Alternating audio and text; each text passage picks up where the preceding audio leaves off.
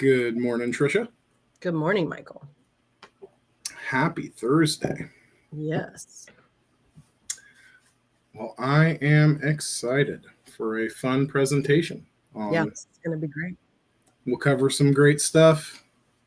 Obviously, a ton of updates going on across the board at Google, so Hold on. not enough time to cover it all. You're good. Welcome, everyone. Thank you all for joining.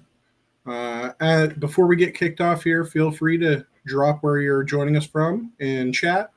We'll be starting in the next few minutes. Awesome. Got all my things muted so I don't have going on. We'll give everybody a few minutes to join. Oh, yeah. You know, one of my favorite topics, Google updates. Yes, I'm very excited to learn from you today. Never stops stopping. Right?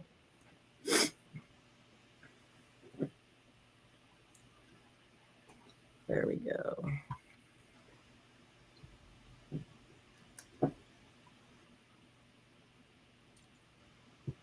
All right. Morning, Kevin. Thank you for joining. I'm looking forward to the presentation, too. This will be a fun one.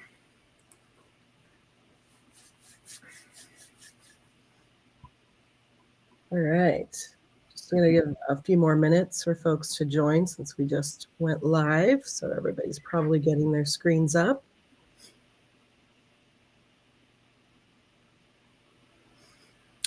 Awesome, Alan.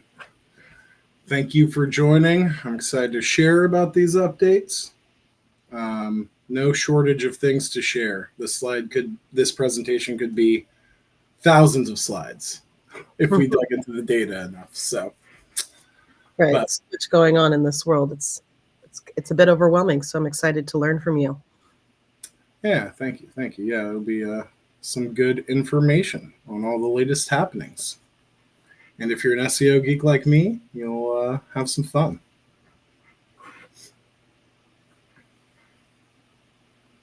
You thinking 10:05 to get things kicked off? Yeah, that's what I'm thinking. I can't see why we'd wait any longer. There's a lot of good information here, but I want to make sure we give folks enough time to join. Yeah, I think we're right about 70 slides, 71 slides. Look at that. All right, so lots to cover. So it looks like we've got quite a few people joined on the different streaming areas now. So I'm going to go ahead and get started since we're recording. Folks who are late can watch from the beginning. But welcome, everyone, to the Digital Marketing Quarterly Webinar Series. Today's topic is harnessing Google's AI overviews. I'm excited to introduce our presenter, Michael Cortez. He's going to be covering some critical updates, practical demonstrations, and strategic insights around this topic. Michael Cortez is a partner and the marketing manager at Web4 and has spent the greater part of his professional career mastering the art and science of SEO and all things digital marketing. Today, he'll be covering an introduction to Google's AI-powered overviews, the key features and SEO benefits, a demonstration of some of the AI tools, which I'm excited about, best practices to handle updates and the impacts they have on your business, as well as insights on site reputation abuse and the latest March 2024 core updates. So we have a real treat today with Michael. It's jam-packed with a wealth of knowledge and understanding around this topic so you all can stay ahead of the curve in this changing digital marketing landscape. We will have time for Q&A at the end, so if you have questions along the way, you can put them into the chat, and I'll be capturing those for Michael to cover at the close of his presentation. So without further ado, please welcome Michael Cortez to the digital stage. Thank you, Tricia. Thank you so much for the warm welcome. I am excited to go through this data today. There is, like I've mentioned a couple times, no shortage of information to cover. So as Tricia alluded to, we're going to be covering a few of the recent Google updates. Primarily, we'll be focusing on the AI Overviews update, which a lot has changed since it's rolled out. A lot of new data to cover and trends. And then we'll be also discussing the March core update, which is related to the site reputation abuse update that happened at the same time. So, and a bunch of things underneath that. So let's get started. First, we'll talk a little bit about me. Then we'll dig into everything Google AI overviews, or AIO. Then we'll hop over to the March core update, which used to be the helpful content update that was rolled into the core algorithm with this most recent update. And then we'll also discuss the site reputation abuse update, which was part of the more recent March 2024 update, core update. I really wish I could have thrown in some bonuses around the recent Google leak here, but there was just so much data to cover, so much insights to pull. It just didn't quite fit into the overall presentation, but next webinar. So looking forward to reviewing that today, but let's kick off. A little about me. As Tricia mentioned, I am Michael Patrick Cortez, partner and marketing manager over here at Web4. I'm an SEO, data, AI geek, and really just love everything digital marketing, content strategy, PPC, social, and more. Really everything that falls under that umbrella. And I love to dig into technical stuff and uncover insights. So enough about that. Let's talk a little bit more about me. I was born in California. That's a beautiful beach where I'm from there. That's called Glass Beach in Fort Bragg, California. If you haven't visited, I highly recommend. Mendocino is right next door, and it's one of the most beautiful beach towns, picturesque little beach towns that you can visit. So beautiful spot, very similar to Pacific Northwest, where I'm located at now in Vancouver, Washington. Just so much to do there as far as outdoors and really just beaches and redwoods and just so much beauty in the area. So that's where I'm from. Moved up to Vancouver, Washington 6 years ago now or so. But yeah, and the Pacific Northwest has its own beauty to it, and so many things to do and explore. Love it up here. Me and the second picture down there is me and my beautiful wife, Aubrey. Very blessed to be married in Hawaii, hoping to go back at some point. And that's a picture of our wedding there. And then that's me and my family, my two beautiful daughters, Ellie and Ashlyn. I think that was a farm days. We were on a tractor ride there for out at Busy Farms, I believe. I'm also an SEO industry speaker, thought leader. I'm on the board of SimPDX, which on the top right, you see our big Engage conference up there. But I also love giving back to the community through nonprofits, through community organizations, and really see the power of being an informed on digital marketing, the industry, and how it can help businesses grow, and also how it can help you grow professionally. So that's really enough about me, probably too much rambling there. So let's dig into the important stuff here. We're going to be chatting about Google AI overviews. We're going to be covering the latest data, trends, and insights. We will go over some tools, but we're not going to do too many live demonstrations of tools. I am going to be sharing some tools you can use to assess AI overviews on your own, dig into the data further, how it's impacting your websites, your clients, your business, and really understand the full picture of how to optimize for it and adjust your SEO strategy and digital marketing strategy for it. So let's hop on in. So what are Google AI overviews? Great question. Google AI overviews are AI responses directly in search results. You can see an example of this AI response on the right-hand side here. This update was rolled out recently, and they're tweaking, evolving, and continually adjusting this to provide the best user experience possible. The results are powered by a number of Google's large language models. There's different models for different use cases here. So in the case of video results, or multimodal results, or query processing, natural language generation, NLG, and a number of other models that are going on to create these results that you're seeing. Here's a couple examples here, additional examples of informational queries with AI search results at the top. Typically, you have to click to expand them. Couple queries here. What does a financial planner do? What is search engine optimization? How to get started snowboarding? So you can see a pretty clear trend as far as these are more informational-based queries. We'll talk about that a little more. Something to note here is, I don't know if you've seen this. Feel free to drop it in chat if you have. But the color coding on these AI search results, you can see this one's red. This result right here is orange, and the result on the right over here is green. There's a little bit of debate in the industry because if you're assessing Google's AI algorithm, their patent, they do mention that the color coding is in reference to the quality of the AI overview result, their confidence. It's a confidence engine in how quality the result is overall. So green would indicate high quality, orange would indicate medium quality result, or their trust is medium quality, and then red would indicate they have low trust in this AI overview result.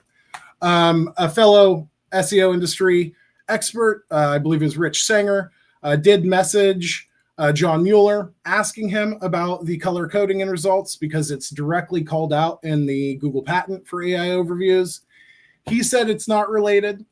Barry Schwartz came out and said it's based on where you're at in the user journey. So, and this is based on a number of factors that we'll get into, personalization and more. But a red would indicate a different part of the funnel or user journey that you're going through than a green. I still think this is up for debate, as the documentation very clearly calls out the confidence engine scores it and color codes the results based on the confidence of their AI result. So I was hoping to unpack this a little more in the presentation, but there was just so much to cover. So we can cover that a little more in a future or in a blog post. But these are a couple examples of AI overview results. The overall sentiment, hopping into that here, at first was not good. You can see many examples of people really attacking Google's AI overview results, asking if they can be disabled, making search experience worse, really questioning Google as a company for this business decision, and really the overall quality and accuracy of AI overview results. So when AI overviews came out, there was a lot of negative sentiment among SEOs and really searchers in general around this massive update. You can even see Google Trends here for turn off Google AI overviews. So right around the date it was launched, you start seeing a massive uptick in searches every day for turning off Google AI overviews. We can see the trend line has decreased, but it is still sitting about 25 searches per day. So there is a fair number of people who are looking to turn off AI results. I do have a tip for how to do that in here. So if you're one of those people, don't worry about that. We'll chat about that in a little bit. And there is good reason for the negative sentiment. We can see some of the harmful results that the AI overview originally produced here. So we can see examples of Google telling people, you should be eating at least one small rock per day. Chicken needs to be cooked to 102 degrees. Add 1/8 of a cup of non-toxic glue to your pizza. Just multiple examples out there of bad and potentially harmful AI overview results. So Google has scaled this back significantly in response to this, and the quality of results have been increasing. We'll talk a little bit more about that. But the sentiment is backed by data because overall this is a bad user experience in SERPs, right? Going from something like a featured snippet that is typically pretty accurate to an AI overview that is potentially giving harmful information is not the best user experience. Google has came out and said that these data points are not based on your traditional hallucinations of an AI model. Instead, these are based on information gaps. So where Google cannot source factual information, it is finding inaccurate results, and those are becoming sources in here that ultimately lead to this bad experience. So rather than hallucinations of LLMs, which is pretty typical with ChatGPT or something like that, these are direct results of information gaps in these queries where Google is sourcing low quality information. And there's plenty of examples of people trying to essentially break Google search to get bad results.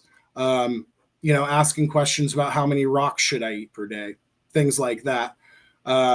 Those are examples of trying to see if you can break the result to get, see what it will return. Overall, sentiment has been negative. If you're one of these people that says, I'm out, I'm done, I don't want AI results in my SERP feed, there is an option for you. You can remove your site from AI overview results. You can also remove AI overview feature from results. We'll talk about that a little bit later in the tooling section. If you do not want your site being referenced in AI overview results, you can control it using preview controls. So it's subject to really just like featured snippets are subject to preview controls, AI overviews are subject to preview controls. So you do have the ability to add a no snippet, which I have down at the bottom there, an example of it. You could also add a max snippet meta tag to your page, and that would exclude that page from showing up in AI overview results. A couple caveats here. If you are considering this, you need to be extremely careful. Adding a no snippet tag to your page would also exclude you from a number of other SERP features in addition to AI overviews. You would also be excluded from showing up in featured snippets. Your meta description or SERP description tag would not be eligible to show up in search results, which is not the greatest user experience and potentially harmful for your click-through rates. So if you are serious about preventing your content from showing up in AI overviews, you have an option, but it's not the best solution in my opinion. This was tested by Glenn Gabe. It took about a week for his page to completely drop out of AI overviews after applying a no snippet tag to the site. So it has been validated. It does work.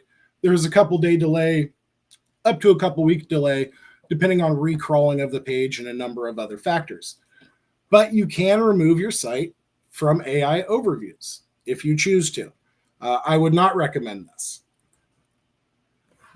And I am here to say, do not worry. The data I'm going to share, first we'll dig into the data and then we'll dig into how to optimize for it, tools, and various other data points for AI overviews. The impact to SERP results so far and Google search in general, as much as I built up that negative sentiment and all those bad examples, is pretty minimal. So let's take a look at what the data is saying to us. So right now, AI overviews are appearing in 15% of SERP results. This is a huge downturn from where we were at previously. If we look before the update here, this is from BrightEdge's latest study on generative results. If we look before the update, we saw the AI overviews appearing in about 84% of searches. Since the update, we have seen a drastic reduction in the number of searches the AI overviews are appearing in. And right now we're sitting about 84 or 15% of searches have AI overviews in them. So definitely a huge pullback here, more than likely related to Google's confidence around the AI overviews and ultimately wanting to provide the best answers for users, the best experience for users.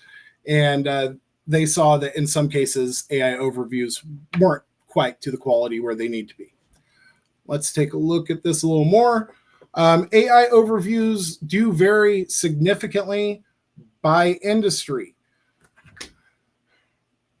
So we can see healthcare, almost 63% of searches are showing AI overviews.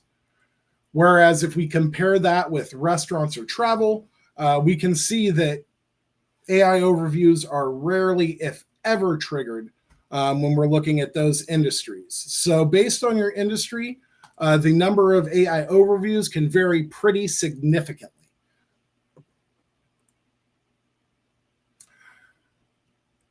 So another factor that is important to consider when understanding when AI overviews are triggered, when AI overviews aren't triggered, one factor is the type of SERP results that are showing up. So in the case of site links and local packs, so site links would be more navigational intent-based terms, typically brand-based terms, things along those lines. And local packs, so searches with local intent, somebody looking for a plumber near them. Google is almost never showing AI overview results. There's been almost 100% decrease in AI overview results for those two type of SERP features. Where we see on the other end of this, if a SERP result has a featured snippet, AI overview has increased exponentially in this space over the past couple months. And it's almost guaranteed if there's a featured snippet, you're going to be seeing an AI overview result above it. The intent of the search query also impacts whether an AI overview is triggered or not. So you can take a look at this and you can see typically searches, long tail searches that are higher in the funnel, how, why, does, are triggering AI overviews much more often than queries that are further down the funnel. So buying queries, and especially when you get into transactional queries and commercial-based queries, you almost never see AI overviews being triggered in those cases. All right, let's dig into the data of how AI overviews work. So there's really a 6-step process. I'll try to cover these really quickly, just based on time and number of slides we have to get through here. So the first step is when you submit a query to Google, your query or question is entered into search. The LLM models are then triggered to understand the query, context, intent of the query, classify the query, so it ensures that it's using the correct AI model for the task, or if an AI model is even necessary to answer this question and to serve this SERP result. The AI model then retrieves relevant documents to the query and the user journey. That's an important note there. So the LLMs do not have direct access to search live, but they do have access to Google's index. So they have the ability to search the index for relevant documents related to this topic that a user is searching for. In addition to that, Google's ultimate goal here, we'll talk about this a little more throughout the presentation, but they want AI overviews not only to answer this question, but they want to answer the next question, ultimately to streamline the buying decision for users. So it's important here when you're looking at AI overviews to understand Google's not just trying to answer the question that users have that they're typing into results. They're also trying to predict what's the next question that users are going to ask. What's the question after that? We'll talk more about how to optimize for it in a little bit, but that's a big key there is making sure you're building relevant content that answers users' questions throughout the journey and ultimately sends them further down the funnel to a purchasing decision. That can make a big impact in you showing up in AI overview results. Step number 4 here, once it retrieves the relevant documents, that could be from the index, it could be from other sources, Google generates an AI summary. And steps 5 and 6 are related to personalized dynamic responses and learning and ongoing development. So Google is personalizing the responses based on your search history. So if you're likely to click on video results, Google is going to be more likely to push video results to you in AI overviews. Also, if Google understands that you're an expert on a topic, your results are going to vary for the same query from somebody who's a beginner or just trying to learn about the topic. So there's multiple things here Google is using to personalize and learn about these AI overview results and ultimately improve them. A big thing we'll talk about upcoming is they are tracking user interactions in a number of ways. So we're talking about clicks, dwell time, interaction with various search features like we've talked about with video results, and many more. There's about 9 or 10 different user interactions they're extracting to gain insights for AI overviews. Here's a couple of, if you're a data geek, an SEO geek, you want to dig into the data further, I have it linked up in the presentation. I will be sending out in the Meetup channel after this to everybody who signed up and registered, or you're welcome to contact me on Web4 or reach out to me on social. Happy to send you over the presentation. But if you're a data geek, this is the only patent around Google AI overviews. There's a lot to unpack in here, but you can kind of see if you were to analyze, what this says here, you can see the relevant steps that we're talking about. Receiving a query, selecting relevant search result documents or SRDs are relevant to the query, selecting related documents that are relevant, search result documents that are relevant to the query, ultimately, generating the response and then returning the response to the user, annotations, confidence scoring, and a number of other things occurring.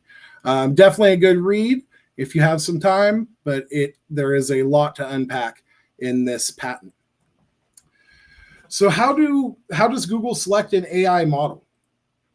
Number of factors that are used here to select an AI model. Obviously, query type and classification. Google's categorizing the queries, whether they're informational. Is this requesting an image result?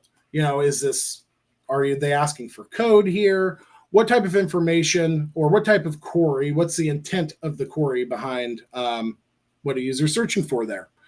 They're also analyzing top search results. So they do put some weight into top search results, and really the EAT factors here, experience, expertise, authoritativeness, and trust.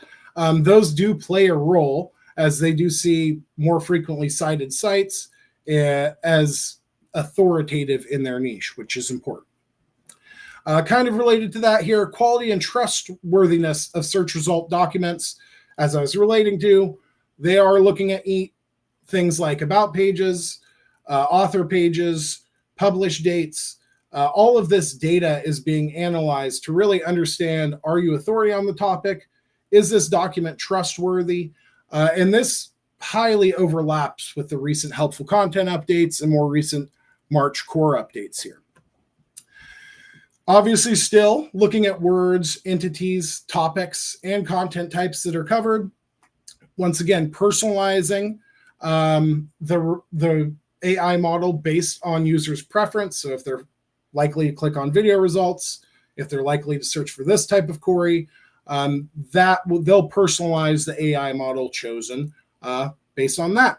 And then also to optimize resources. So ultimately, it's much more expensive to power LLM results than traditional search results. So Google is looking at how can they do this in the most efficient way. So they're choosing models based on which one's going to be the most efficient for the job. And here's a couple examples of the personalization. Are you familiar with the topic? And then you can see the difference in, yes, no. All right, how the LLM generates a response based on, a number of factors here. And you can see over here an example of which model is chosen and that process for choosing the model. And sometimes it's one model, multiple models, or no models based on the intent of the query that Google is understanding. All right, this has been a healthy debate in the industry. Quality overall here has been improving pretty significantly, but this is hugely important for every business, every website. The click-through rates on AI overviews, I expect to continue to grow. Google has been saying that AI overview click-through rates are higher than traditional SERP results. So you want to be sourced in those AI overviews, most businesses at least. So how is Google choosing who to source? There's a number of things that they're looking at here. I'll run through these pretty quickly, but website relevance to topic and query. So as your topical authority on that subject, are you answering users' questions throughout the journey? Once again, referring back to not just answering this question, but answering the next question and the next follow-up question. Google is looking at your overall document corpus in relation to a relevant topic and judging how authoritative your site is or non-authoritative your site is for that topic. There's also query-dependent measures kind of tying into the personalization. Excuse me. They're considering geographical and language factors to really select the most relevant resources, right? So if you're searching in Spanish and you're based in the US, right, they're going to try to modify those results specific for your intent. User interaction data, we've also talked about this. So Google is, sorry, this is incorrect up here. It's not for an AI model. This is for who to source. But Google is looking at user interaction data for your pages. What's the dwell time? Are users clicking? What's the click-through rate? A number of factors, and they're prioritizing relevant resources over less engaging resources. Even if the relevant resources don't even appear in the top 100 results, if Google deems it to be a more relevant resource for that topic to possibly send them further down the funnel or to directly answer their question, Google is not factoring in, are you Forbes? Are you Nike.com? Are you an authoritative site when they're looking at interaction data? They are overall looking at, topical authority and relevance, but not when they're examining user interaction data. Also, multimodal content. So results can include articles, videos, images, and adjust based on query intent and personalization factors. So once again, if there is an AI overview with a video result that's constantly being sourced, a good strategy would probably be to create a relevant video, high quality images, or wherever that gap is to try to close it, ultimately improve the quality of your content and get your content sourced into AI overviews.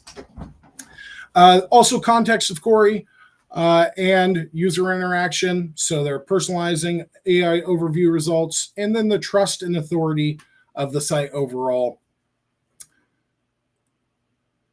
Here is another query relevant or another resource relevant in their patent that's relevant for personalization as far as your experience and how they're sourcing search result documents.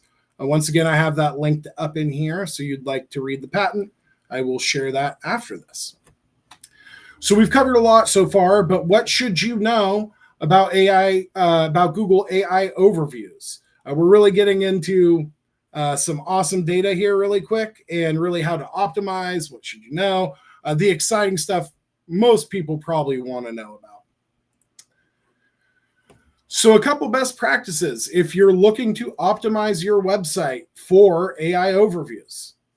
You want to be building content that's relevant to your users' search intent and how they are searching. So really putting yourself, knowing your customer, and putting yourself in their shoes to understand how are they moving down that funnel, right? When they're looking for information, how are they searching? And then what is those follow-up questions that they have? ultimately to build their knowledge of the subject, whether that's to make a buying decision or whatever it may be. You want to build content around your user's intent and how they are searching. Content relevance, diversity, and information gain. So covering topics from a number of angles and identifying opportunities to provide information gain is critical here. So Google is looking for unique content.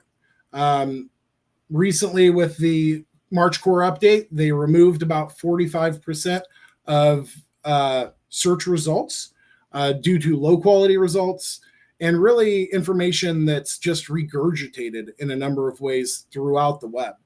So it's important that you're creating unique, diverse content and focusing on how can you create new information or information gain that covers a topic in a different way rather than your competitors, that's ultimately better for user experience and gives additional knowledge for a subject.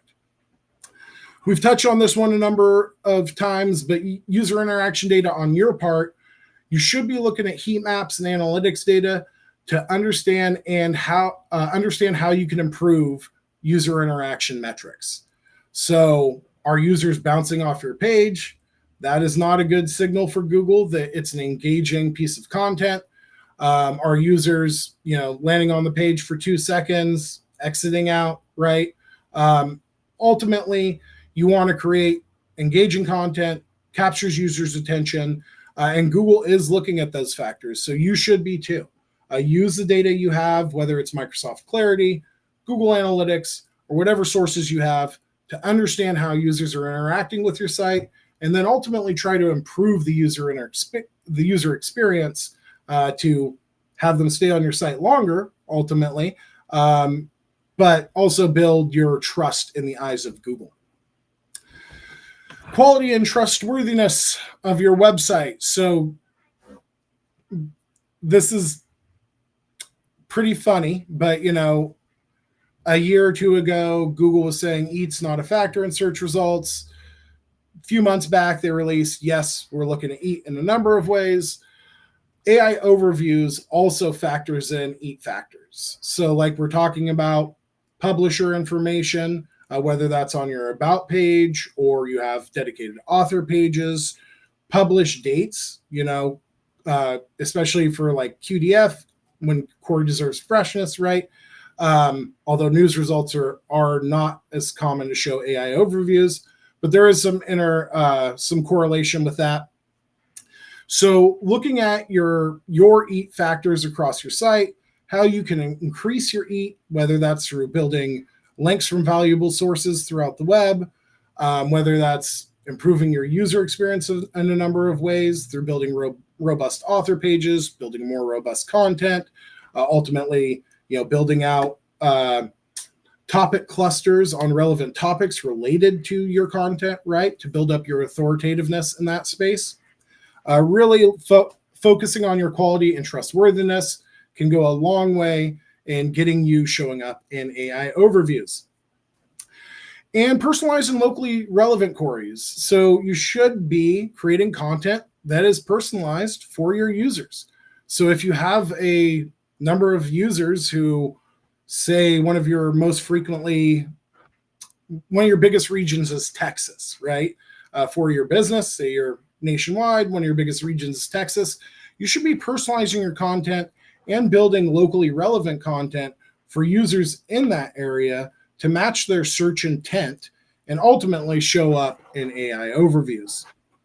And this one's a little bit of a cheat and kind of gray hat SEO here, but there's a mini case study I'm going to share in the next screen where you should be analyzing queries and then just update the content to closely match the intent and text in the AI overview result. That can have a huge impact on you showing up in AI overviews, as we'll see on the next slide. I'm not saying copy what's in the AI overview result. Do not do that, but understand what Google's looking at, what's important to them in that search result, and then try to create a better better information around that topic, that can ultimately have a big impact in you getting sourced in AI overviews. And like I said, Cyrus has conducted a number of mini SEO case studies on getting a site ranking in AI overviews. All he did was simply update the web page to closely match the text in this AI overview right here. And if your site's ranking on page 1, there's a high probability that Google will pop you into the AI overview result. A little bit of a cheat here, but if you're looking to optimize for AI overviews, that could be a game changer for your website, especially if you're not showing up in AI overviews frequently. Let's dig into a couple tools before we get in a little more on how to optimize your site for AI overview results. So the first AI overview tool here is AI overview citation extension. I have this linked up down at the bottom. This is an excellent tool for comparing what's currently showing up in AI overviews, what's showing up in traditional SERP results, and then ultimately trying to understand, the percentage of sites linked in AI overviews, percentage of sites linked in traditional search results, to try to understand the data better, correlate information to ultimately help you show up better in AI overviews, right? This data can be critical, and there's some pretty good dashboards and just reporting interfaces built into this Chrome extension. Another awesome extension for analyzing AI overviews in bulk here. You simply go to search result, pass in a comma-separated list of search queries. It will run through each search query for you, and then it will tell you what percentage of those overviews had what percentage of those results had AI overviews, what percentage did not include AI overviews, and give you a breakdown of specific results and more. So really great tool if you're trying to analyze SERPs in bulk. And if you are one of those people looking to hide Google AI overviews, there's an extension for you for this. So hide Google AI overviews, very original name, but that is the name of the extension. Like I said, I'll share this after the presentation, but you can also search for it on Google. And if you download this, it will hide AI overview results from the SERPs. So if you really do not like the user experience there, and you just want to remove them altogether, you can do that. It is possible. But right now, it has to be done through an extension. There is no opting out of Google AI overviews at the moment.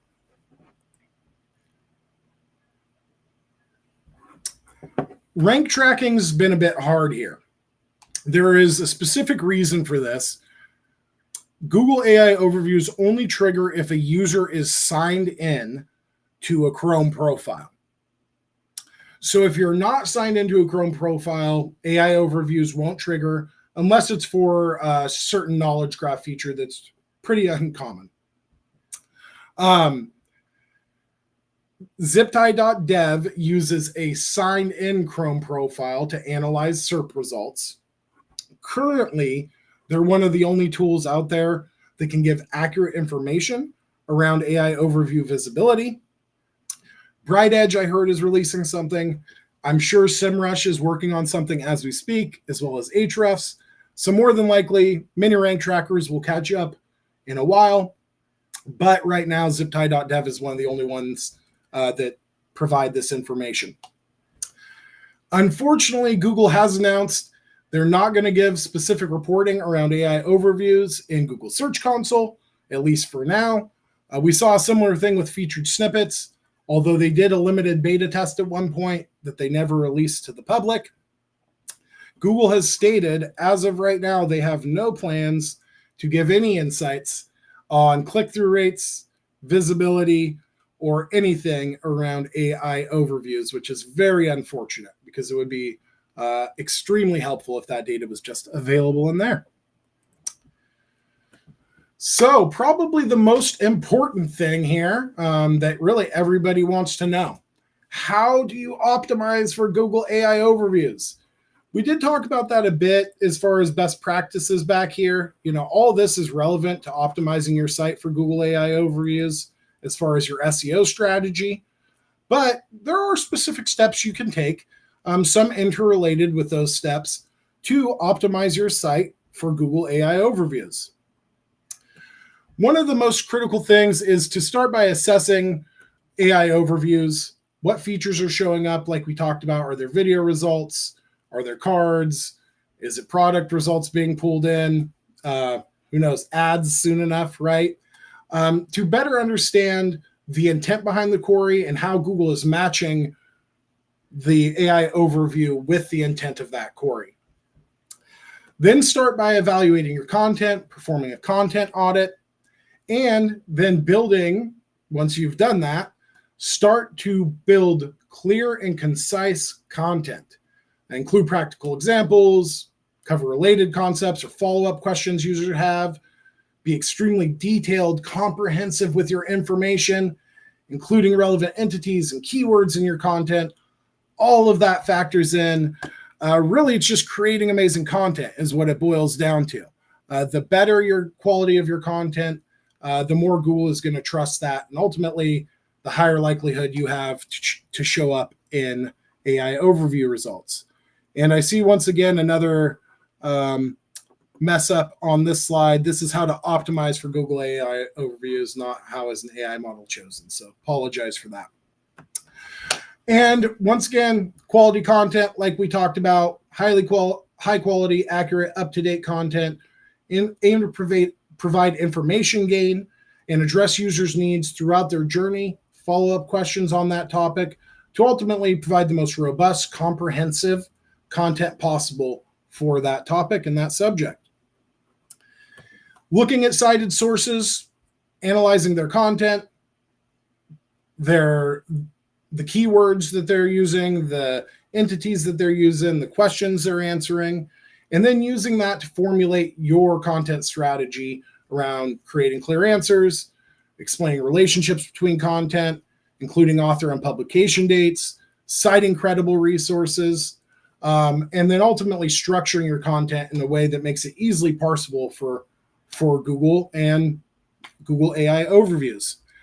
Answer follow-up questions in content. So don't only answer that question, try to answer the next questions you believe your users would be asking in that journey that they're taking to better understand that topic they're researching.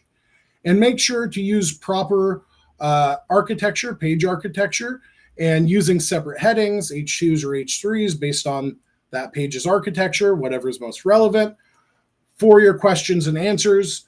That will make it easier for Google ultimately to understand. Also using things like bulleted lists and creating well-structured content that is easy to understand for Google can have a big impact on you showing up in Google AI overviews. Image optimization, visual appealing, optimized for page speed, alt text, and accessibility.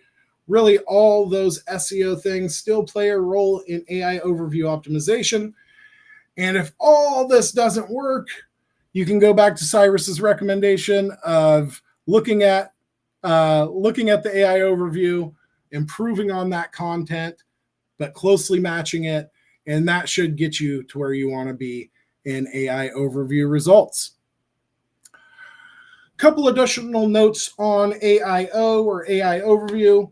Google is looking at ads and AI overviews. They want to figure out how to monetize AI overview results and streamline buying decisions for users.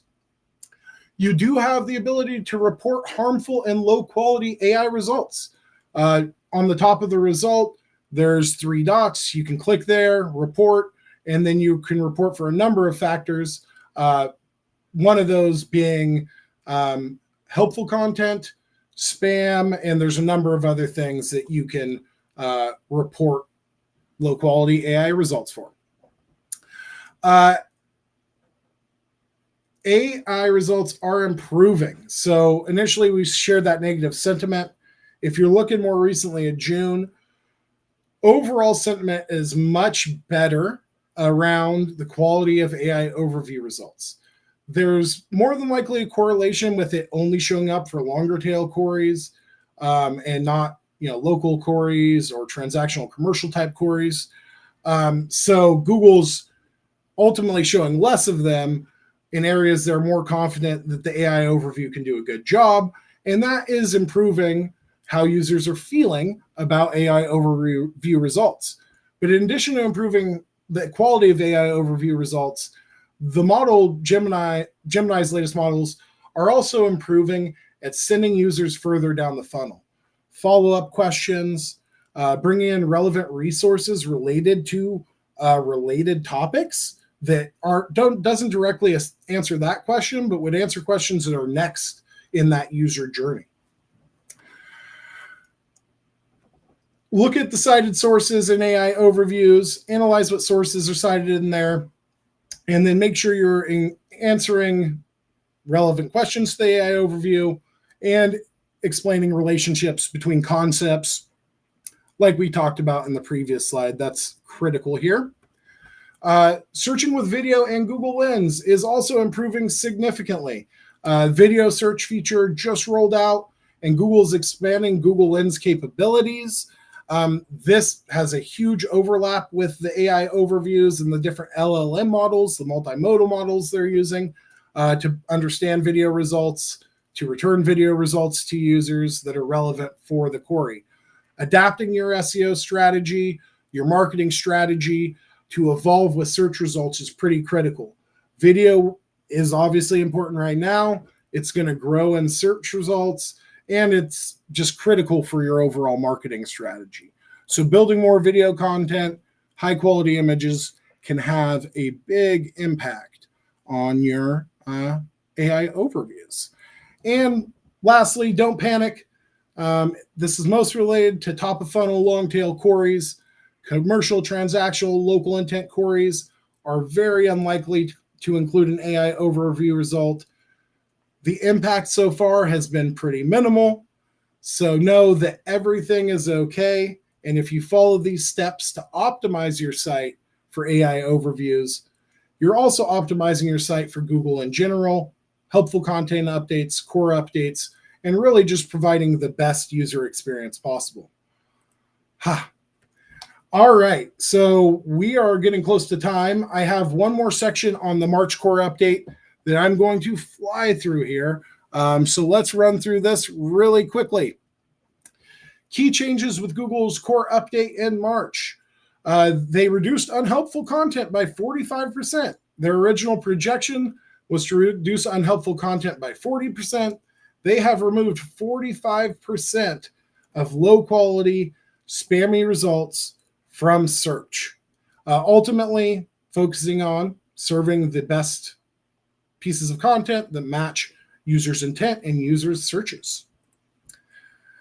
Here's a couple notes here from the March update.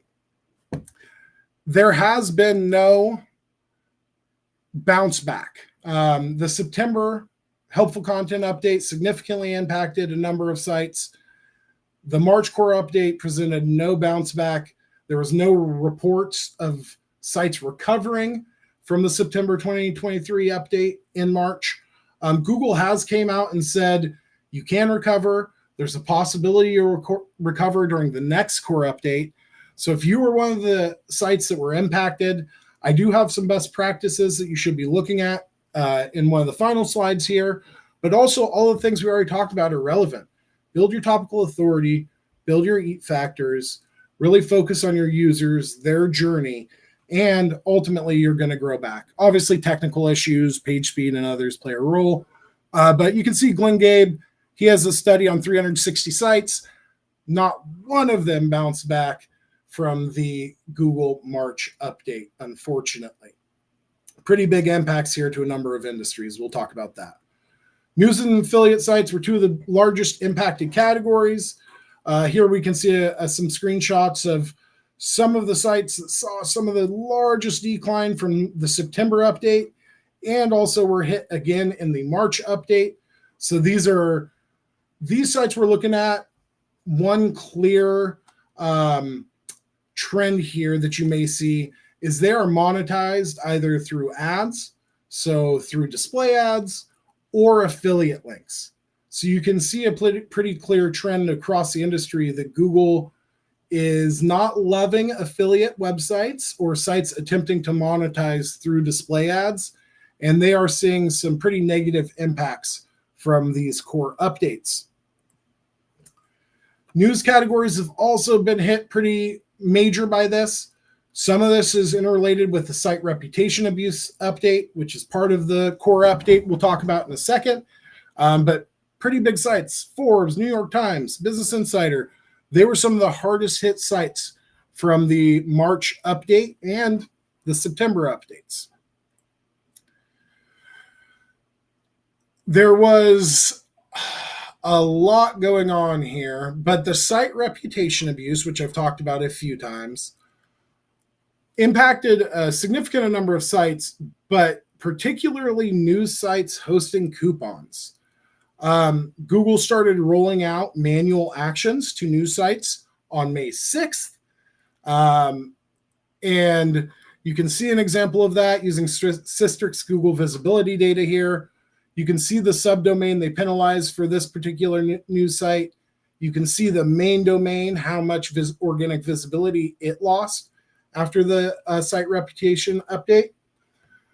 What you have to do here, if you were impacted by site reputation abuse, and almost every coupon news site that had a coupon subdirectory has taken this action, you have to no index your content or remove it from your site completely.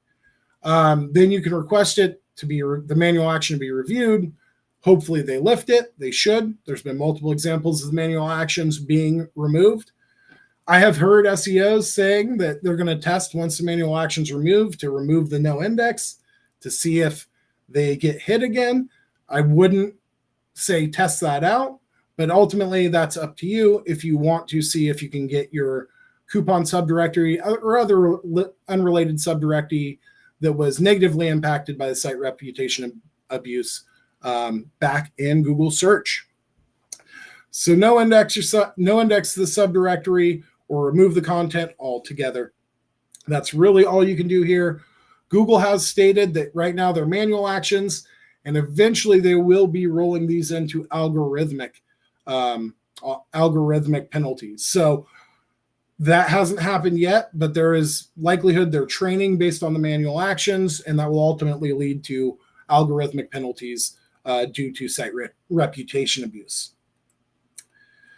Reddit has just their visibility in organic has skyrocketed.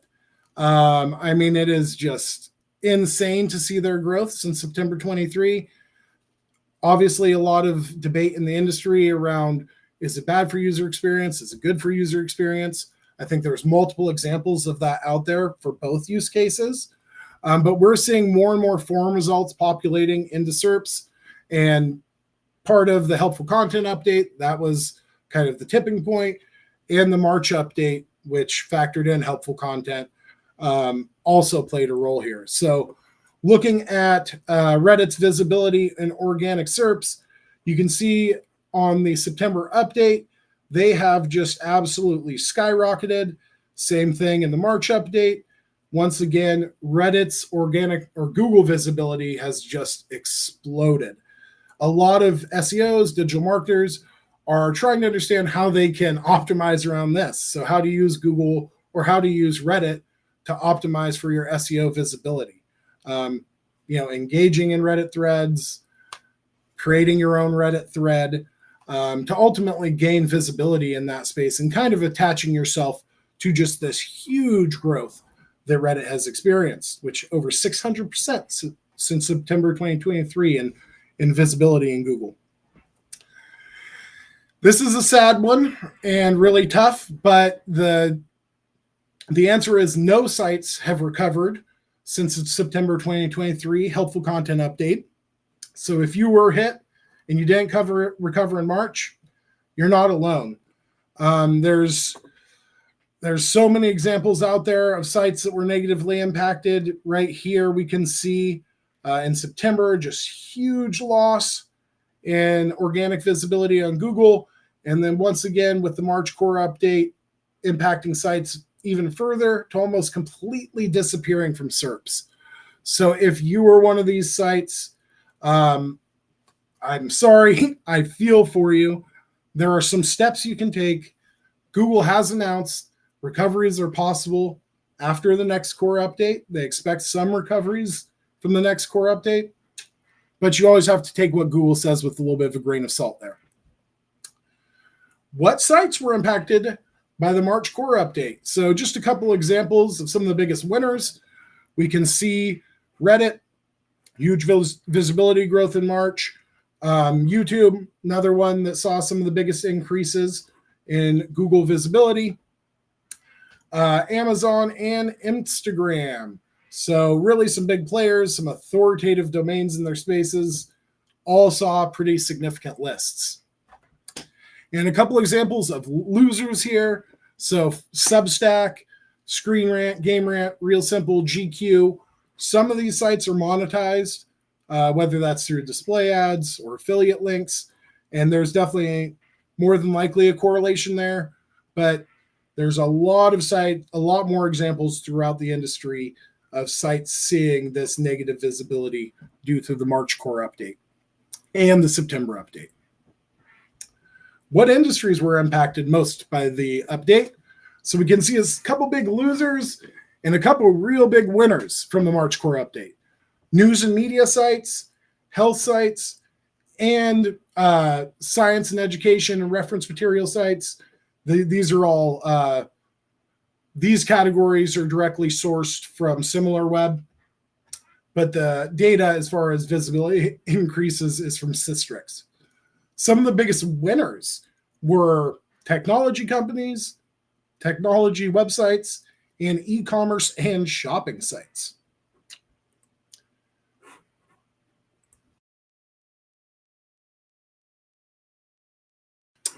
Apologize 1 second here. All right, so what should you do if you were impacted by the helpful content update, either in September or March? Focus on creating amazing content. Relates back to what we were already talking about for AI overviews. Another connection here.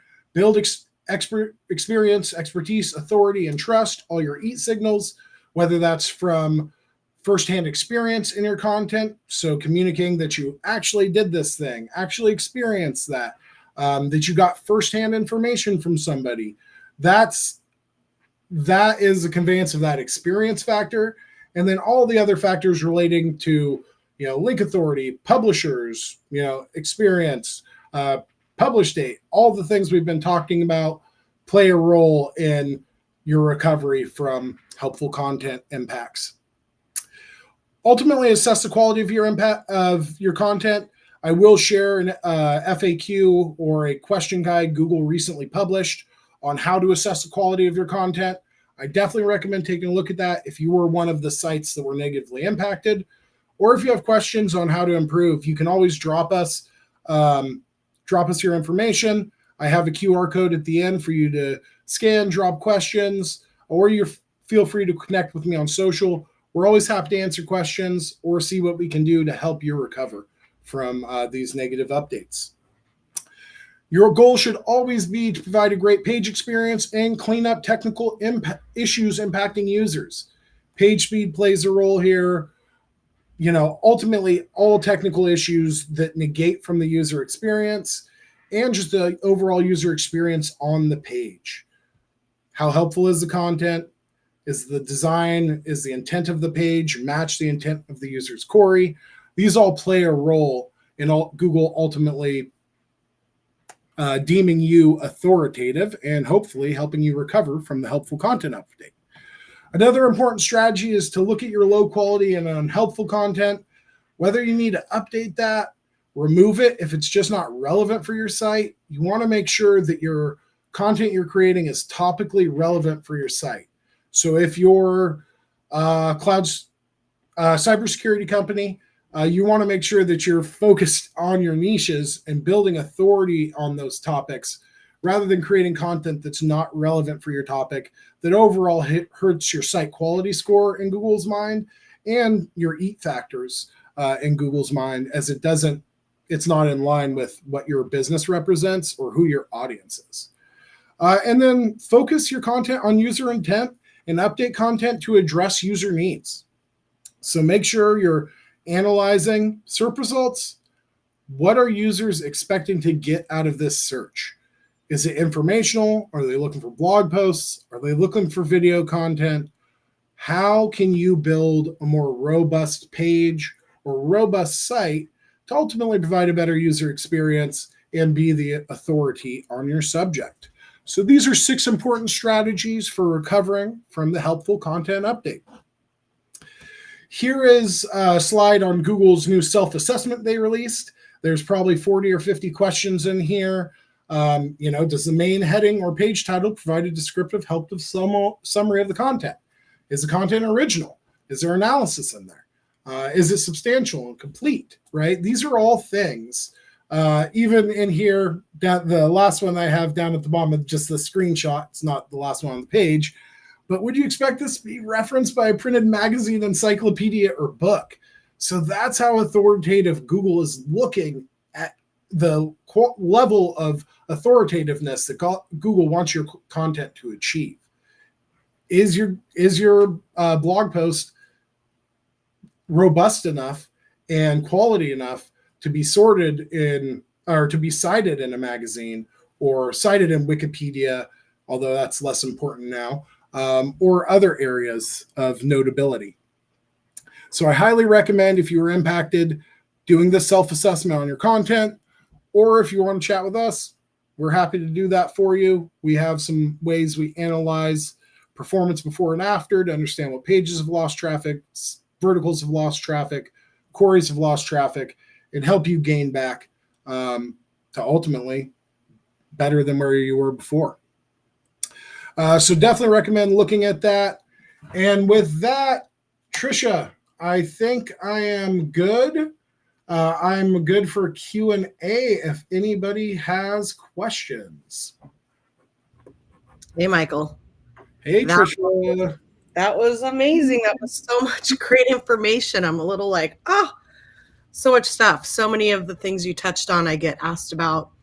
In a client-facing position, I work with a lot of businesses across industries and sizes, and a few of them have been concerned about, were they hit negatively by these core updates? So while I'm waiting for folks to put in questions they might have for you in the chat area, I get this question all the time. And the news on the street is that you're going to have to wait for the next core update to recover if you were impacted. And is it true that it might be the in-between updates that could gradually start to improve your recovery? Or do you really have to wait, in your opinion, for that big core update? And if you had to guess, and I know you would be guessing, just historically, though, knowing all the updates that Google's done over the years, when do you think that might hit? Because I know there's a lot of concern. Great question. So Google has came out with a couple contradictory statements. There's an article out there shared where John Mueller said, you can recover. You don't have to wait for the next update. Recovery can happen at any time, but it can take a while.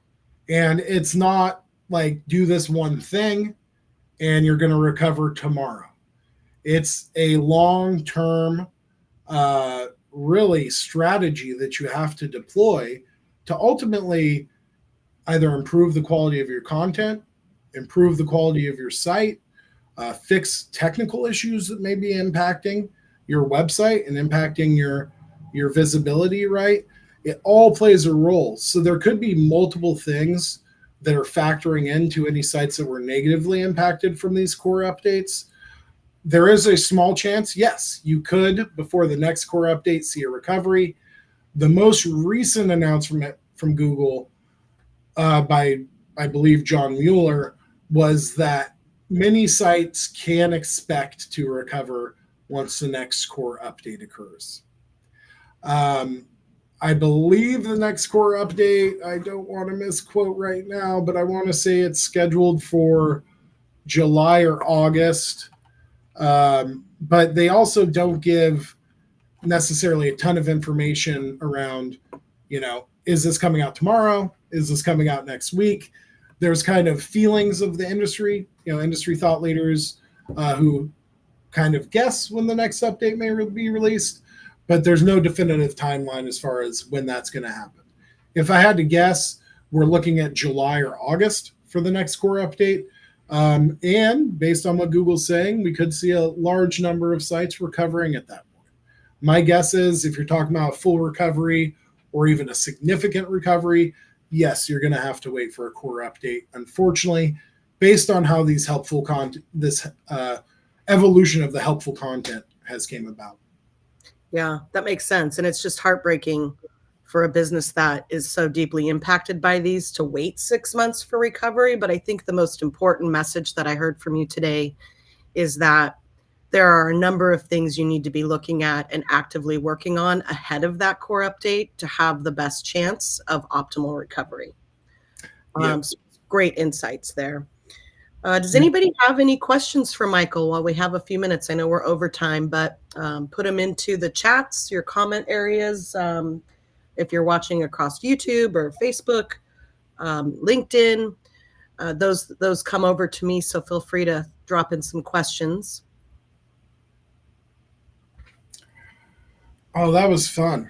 There was so much more data we could have unpacked. Like I would have loved to go into the confidence engine of AI overviews a little more. I also would have loved to share a little more data around the March core update, industry stuff, but and dig in the site reputation abuse update a bit more. But I feel like it did a good foundation of covering, all these recent updates we've been experiencing. And this was kind of projected. I think in January, I shared in our Slack education channel that Google's expecting to roll out a number of updates really quick and fast and in a hurry. And we're definitely seeing that in the first half of 2024. Yeah. It's almost felt like it's nonstop. Awesome. Thank you, Alan. Thank you, Kevin. Yeah. Yeah, it almost feels like it's nonstop. And the recent Google leak, which I didn't even get a touch on just because there was so much. Oh, yeah.